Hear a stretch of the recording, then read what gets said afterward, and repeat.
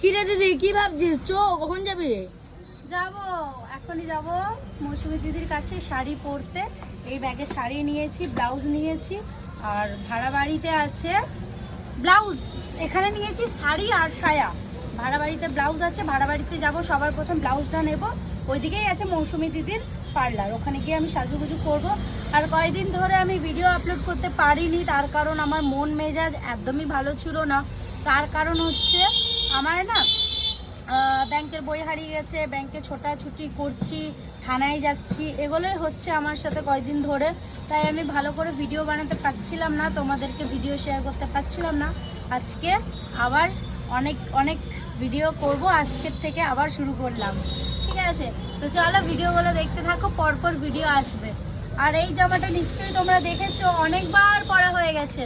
হ্যাঁ, এবার দেখো ভিডিও করি তাই বলে সবসময় ড্রেস কিনবো, সবসময় ড্রেস কিনতে হবে সেটাও কিন্তু না। অত টাকা পয়সা নাই, ঠিক আছে, যে বারবার ড্রেস কিনবো। টুকটাক কিনি, মাঝে মাঝে কিনি। যেমন কয়েকদিন আগে দেখছিলে তোমরা অনেকগুলো জামা প্যান্ট কিনছিলাম, আর এখন কিনতে পারছি না কারণ টাকা নাই, তার জন্য। আর চলো আর কি, পরের ভিডিও